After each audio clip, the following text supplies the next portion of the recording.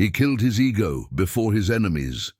You stand at a precipice, the air thick with the unspoken weight of your own making. The battle you face isn't on some distant field, but within the quiet chambers of your own mind, a war waged against an adversary so intimate, so pervasive, it's often the last thing you recognize. We speak of the ego, that intricate tapestry of self-importance and defense mechanisms we weave to navigate the world, a shield that too often becomes a cage. Imagine a warrior, poised for combat, not against an external foe, but against the very voice that whispers doubt, that fuels pride, that clings to the illusion of control. This is the essence of Miyamoto Musashi's final, profound lesson, a truth forged in the crucible of countless duels and a lifetime of rigorous self-examination. He understood that true victory, the kind that resonates beyond fleeting triumph, is not won by conquering others, but by disarming the most formidable opponent of all, yourself. You've felt it, haven't you? That knot in your stomach when your carefully constructed image is challenged, the sting of perceived criticism, the gnawing dissatisfaction when life doesn't unfold precisely as you'd planned. This resistance, this constant need to be right, to be seen, to be validated, this is the ego at play. It whispers justifications, conjures anxieties, and builds walls around your heart, all in the name of protecting a fragile sense of self. It's the quiet voice that tells you you're not enough, or conversely, that you are far superior to those around you. It's the source of so much internal strife, a relentless tide that pulls you away from the shores of genuine peace and clarity. You find yourself entangled in cycles of comparison, perpetually striving for an external validation that always seems just out of reach, or locked in a defensive posture, guarding a territory that is, in reality, an illusion. This internal struggle drains your energy, clouds your judgment, and prevents you from truly connecting with yourself and the world around you. It's the unseen barrier that keeps you from experiencing the profound simplicity and effortless flow that lies just beyond its reach. Consider the warrior, Musashi, a legend whose name still echoes through the annals of martial history. His life was a testament to discipline, strategy, and an unwavering pursuit of mastery. Yet, in his twilight years, as he penned the Book of Five Rings, his focus shifted inward. He wasn't just teaching swordsmanship, he was imparting a philosophy of life, a path to inner freedom. He saw clearly that the greatest obstacles on the path to true strength and wisdom were not the sharpened blades of his opponents, but the internal distortions of pride, fear, and attachment. He recognized that the ego, with its insatiable hunger for recognition and its deep-seated fear of insignificance, was the ultimate saboteur of authentic living. It was this profound realization that led him to advocate for a radical form of self-discipline, one that extended far beyond the dojo. It was about cultivating a mind that was unburdened, unclouded, and utterly present, capable of responding to any situation with clarity and unwavering equanimity. This journey we are about to embark on is not about acquiring new techniques or mastering complex theories. It is about shedding the unnecessary, about peeling back the layers of artifice that obscure your true nature. It's about recognizing that the battles you perceive as external are often reflections of internal conflicts. The title, "He Killed His Ego Before His Enemies," is not a literal account of violence, but a powerful metaphor for the ultimate act of self-mastery. It speaks to a profound understanding that by conquering the internal landscape, by quieting the clamor of the ego, you render external challenges impotent.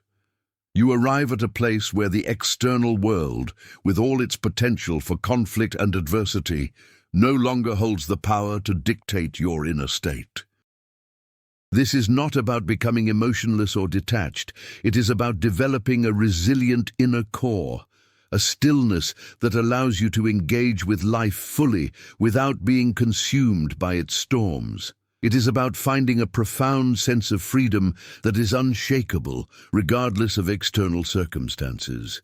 The path Musashi illuminated is one of deliberate action and mindful observation. It is about understanding that your perception is your reality, and that by altering your perception, you can transform your experience. This script will guide you through the core tenets of this philosophy, not as abstract principles, but as practical wisdom to be integrated into the fabric of your daily life. We will explore how the relentless pursuit of external validation, fueled by the ego, creates a perpetual state of unrest. We will delve into the subtle ways this internal narrative shapes your decisions, your relationships, and your overall sense of well-being. By the end of this exploration, you will begin to see the contours of your own ego more clearly, not as an enemy to be vanquished, but as a phenomenon to be understood and ultimately transcended. This is a journey of gentle dismantling, of recognizing the patterns that bind you, and of discovering the profound strength that lies in letting go. You stand at the threshold of a deeper understanding, a place where the noise of the world begins to fade, replaced by the quiet resonance of your own being.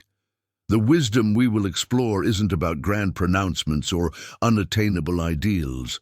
It's about the simple, profound act of seeing yourself clearly, of recognizing the subtle machinations of the ego that so often dictate your experience. It's about understanding that the greatest victories are not won on battlefields, but in the quiet moments of self-awareness. This is an invitation to step back from the relentless current of external pressures and to find an anchor within yourself, a place of unshakable calm and clarity. It's about realizing that the power to transform your life doesn't lie in changing your circumstances, but in changing your relationship to them. The first step on this path, as Musashi hinted, is to acknowledge the battlefield within. You feel it, don't you? That persistent hum of anxiety, the quiet voice of self-doubt, the urge to project an image that doesn't quite align with your inner truth. These are the subtle manifestations of the ego, the intricate defense mechanisms you've built over years to protect a perceived vulnerability.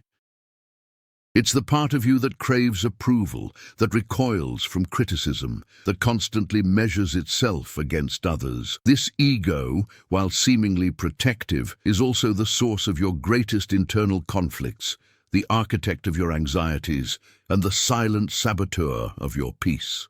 You've likely spent a great deal of energy trying to manage it, to control its impulses, to silence its incessant chatter. But what if the key isn't control, but understanding? What if the path to freedom lies not in wrestling with this internal force, but in recognizing its nature and gently disarming its power? Consider a moment, perhaps a few years ago, when you felt a profound sense of unease. Maybe it was a professional setback, a relationship falter, or simply a gnawing feeling of inadequacy that crept in during a quiet evening. You remember the internal monologue, the justifications, the blame directed outward or, more insidiously, inward.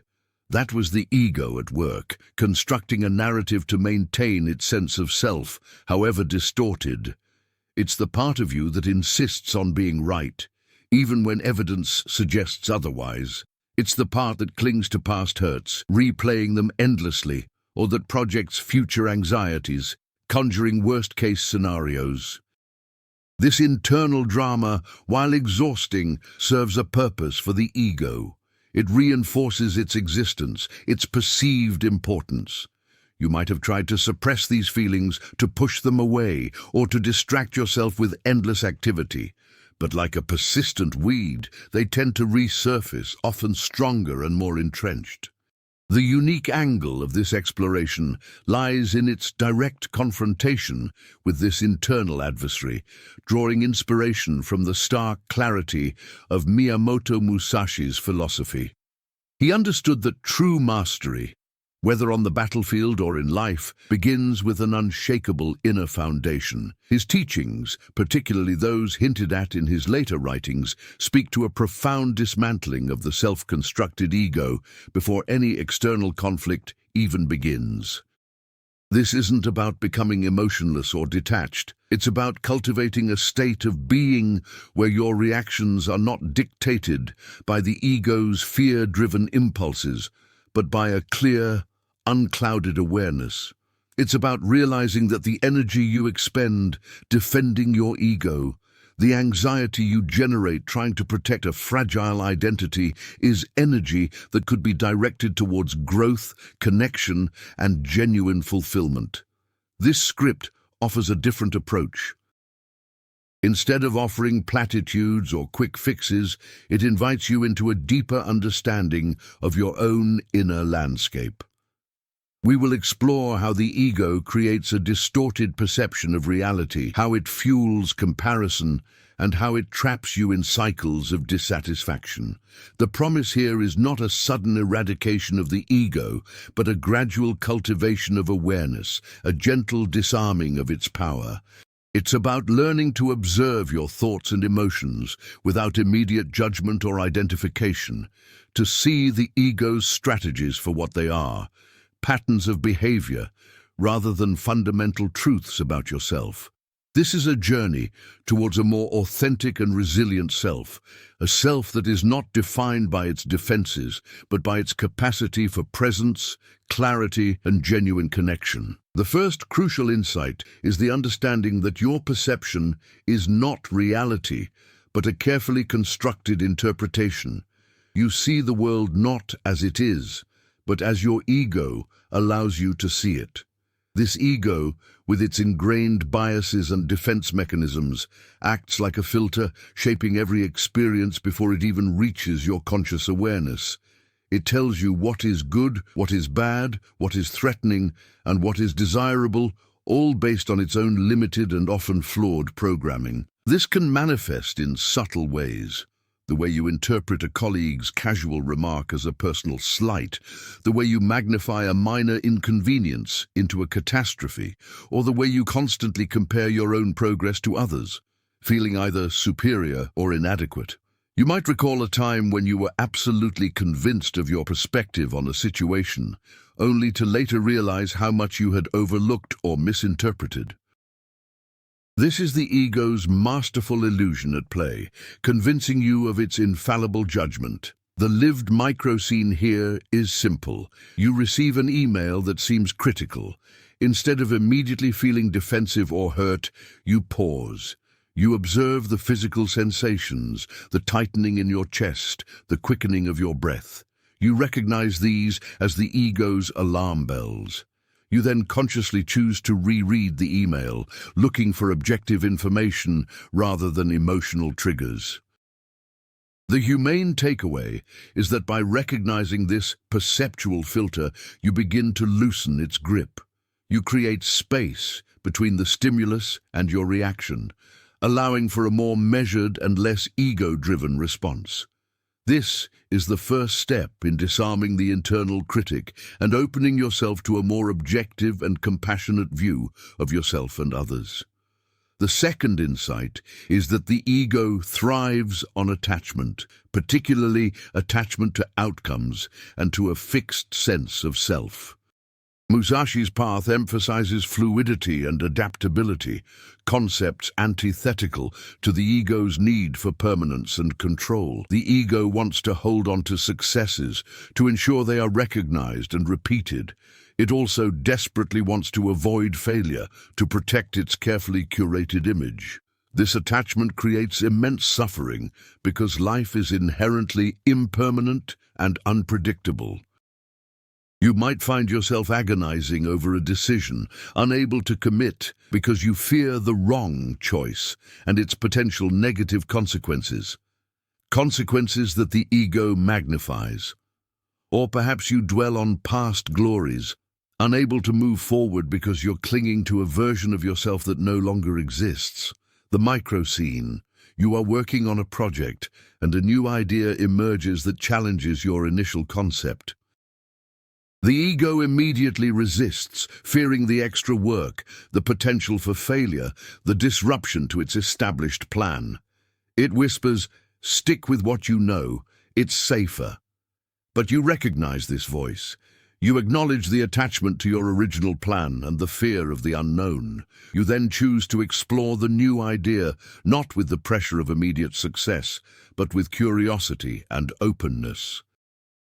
The humane takeaway is that by practicing detachment from specific outcomes and from a rigid identity, you free yourself from the anxiety of control. You learn to flow with life's changes, embracing the process rather than being paralyzed by the fear of what might happen. This allows for greater creativity, resilience, and a deeper appreciation for the journey itself. The third insight is that the ego's primary function is self-preservation, which often translates into a constant need for validation, both internal and external. It seeks to prove its worth, its rightness, its superiority.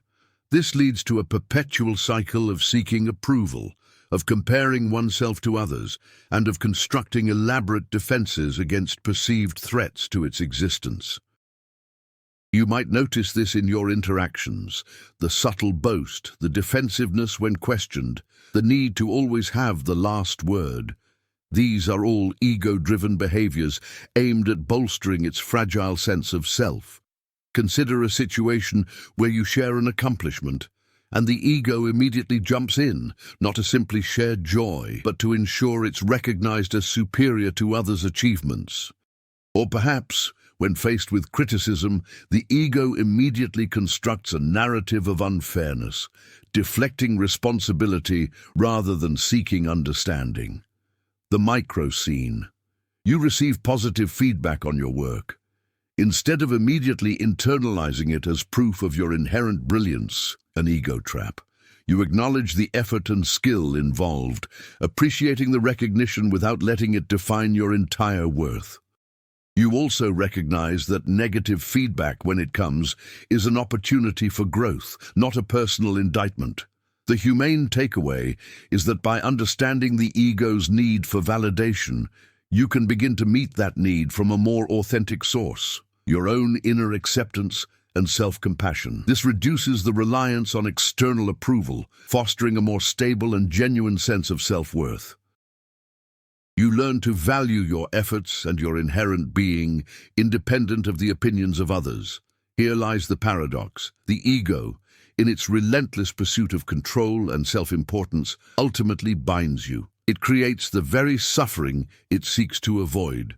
By clinging to a fixed identity, by fearing change, and by constantly seeking external validation, it isolates you from the present moment and from genuine connection. Yet the grace lies in recognizing that this ego is not an enemy to be eradicated, but a part of your human experience to be understood and integrated. It is through this understanding, this gentle observation without judgment, that its power begins to wane. The flaw, the ego's inherent insecurity and its reactive nature, is embraced not as a failure but as a fundamental aspect of being human. This acceptance is the key to its transcendence. It's like recognizing a shadow. You don't fight it, you simply understand the light that casts it.